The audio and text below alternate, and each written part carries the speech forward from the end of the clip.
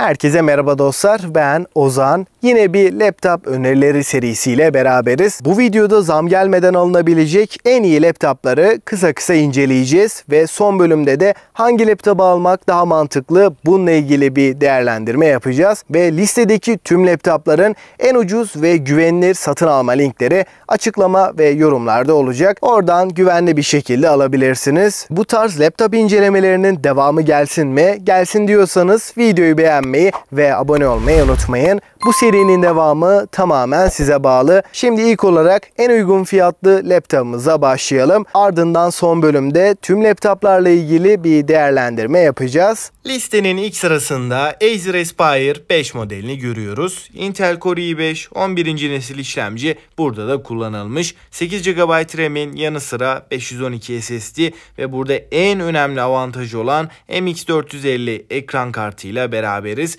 Bu ekran kartıyla beraber artık daha rahat bir oyun deneyimini kesinlikle alabileceğiz. Bana soracak olursanız bu fiyat bandında gerçekten taşınabilir ve performans olarak biraz daha üst seviye bir beklentiniz varsa MX450 yine de çok yüksek bir performansa sahip olmasa da bu fiyat bandındaki laptoplar arasında en iyi ekran kartı diyebilirim. Ama benim ince, hafif bir laptop beklentim yok diyorsanız bu noktada Acer Nitro 5 oldukça mantıklı bir çözüm olarak önümüze çıkıyor. i5 11. nesil işlemci, 8 GB RAM ve 512 SSD ile beraber burada güncel mimariye sahip GDDR6 formatlı GTX 1650 ekran kartını görebiliyoruz. Ve tabii ki de IPS 144 Hz bir panel burada kullanılmış. Kasa kalitesi bu fiyat bandındaki en iyilerden biri. Burada kasamız her ne kadar plastik de olsa gerçekten dayanıklı bir yapıya yer verilmiş. Bunun haricinde eğer bu fiyat bandında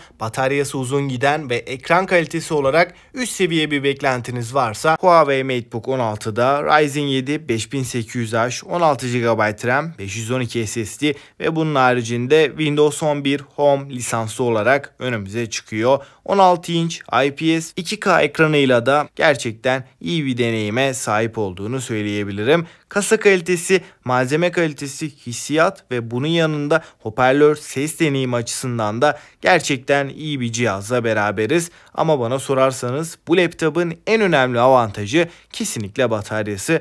Burada 9-10 saat gibi çok iyi süreleri tek şarjda alabilmemiz mümkün. Yani bu laptopu istediğiniz yere götürüp rahatlıkla çalışabilirsiniz. Tabii ki burada oyun olarak grafik tarafında bir performans beklemeyin. Ancak işlemci performansıyla üzecek bir laptop değil. Burada hem ekran kalitesi hem batarya hem de malzeme yapısıyla gerçekten fiyatını hak ediyor. Ancak bütçeyi biraz daha artırabilirim. Yükseltmeyle vesaire uğraşmak istemiyorum ve RTX serisinden bir laptop alıp hem oyunlarda hem de 3D modelleme gibi önemli grafik işlerinde daha rahat etmek istiyorum derseniz HP Victus 15 önümüze çıkıyor. Burada işlemcinin 12. nesil olması da Acer Nitro'ya oranla işlemci performansı olarak da önemli bir avantaj. Baktığımız zaman kasa kalitesi, soğutma yönünden de Victus'ları gayet beğendiğimi belirteyim. Şu anda RTX 3050 Ti ve kasa kalitesi, soğutma sistemi açısından en başarılı cihazlardan biri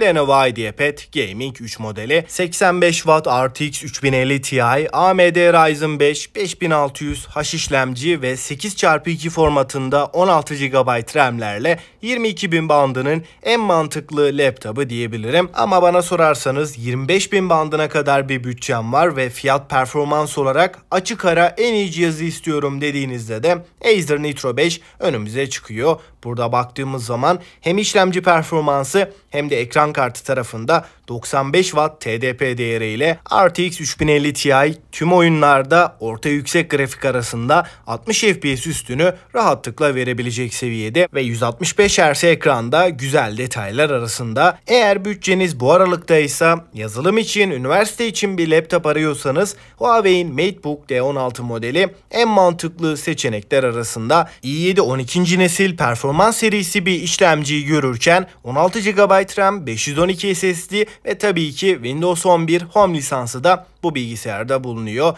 ve en önemli avantajlarından ekran kalitesi diyebilirim. 16 inç IPS ve Full HD Plus çözünürlükle beraber sRGB'nin %100'ünü kapsayan geniş renk gamı desteğiyle hem fotoğraf hem de video editörler için oldukça mantıklı bir laptop diyebilirim ve şu anda indirimde olan bir önceki incelediğimiz Acer Nitro 5'in 32 GB RAM'li versiyonunu 25.600 bandına rahatlıkla alabiliyoruz. Baktığımız zaman yalnızca 1000 TL'lik bir farkla ekstradan 16 GB RAM'li alabilmek gerçekten alınabilir kılıyor. Genel sunduklarıyla da bu fiyat bandını kesinlikle hak ediyor. Şimdi listede biraz daha yukarılara çıktığımızda RTX 4050 barındıran ve 75 Watt TDP değeri AMD Ryzen 7 7. nesil en güncel işlemciyle beraber HP Victus'ta alınabilecek en mantıklı seçenekler arasında şu anda aynı şekilde indirimde olduğunu söyleyeyim. 30.000 TL bandında bir bütçeyle dolu dolu bir 4050 alabiliyoruz. Ama kasa kalitesi ve klavye hissiyatı olarak daha iyi bir cihaz istiyorum. Fakat işlemciden biraz feragat edebilirim diyorsanız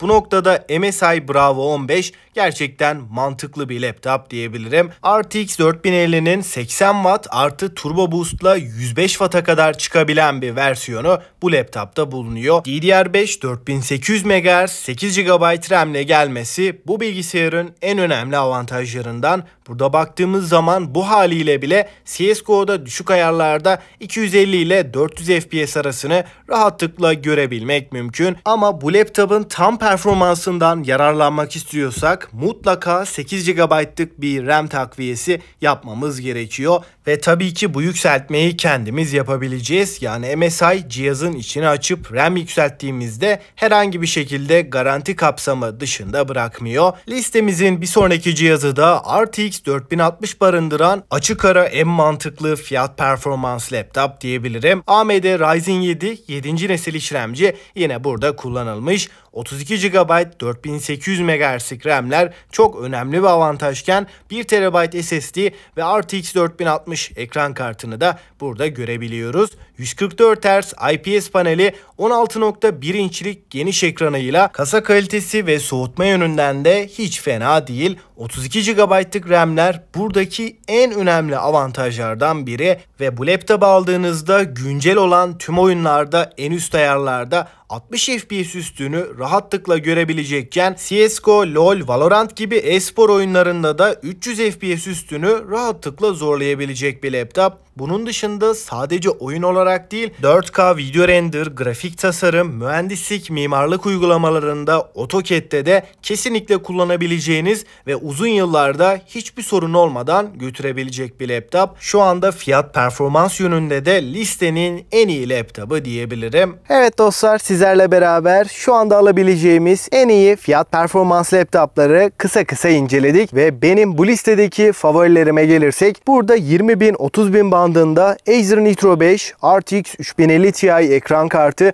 ve 32 GB'lık RAM ile en iyiler arasında ve şu anda indirimli fiyatıyla da 25.000 bandında rahatlıkla alabiliyoruz. Bütçeyi biraz daha arttırdığımızda 30.000 ile 40.000 bandında da HP Victus'un 4060'lı ve 32 GB RAM'li versiyonu önümüze çıkıyor. Baktığımız zaman hem sunduklarıyla hem de kasa kalitesiyle gayet başarılı olduğunu belirtmem gerekiyor. Ve RTX 4060 ekran kartıyla bu fiyat bandındaki açık ara en iyi laptop diyebilirim. Ve listeye de genel olarak baktığımda listedeki tüm cihazların kendi fiyatlarının en iyileri olduğunu da rahatlıkla söyleyebilirim. Listedeki laptopların satın alma linkleri açıklama ve yorumlarda olacak. Oradan rahatlıkla alabilirsiniz ve herhangi bir sorunuz olursa da mutlaka yorumlarda bekliyorum. Bana destek vermek ve bu serinin devamı için de videoyu beğenmeyi ve abone olmayı unutmayın. Ve sonraki videoda görüşünceye dek hoşça kalın.